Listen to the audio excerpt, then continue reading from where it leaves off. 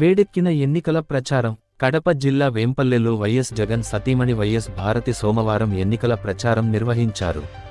ఆమె వెంట వైఎస్ అవినాష్ రెడ్డి సతీమణి వైఎస్ సమత, సతీష్ రెడ్డి సతీమణి సుమతి ఇతర వైసీపీ నేతలు ఉన్నారు.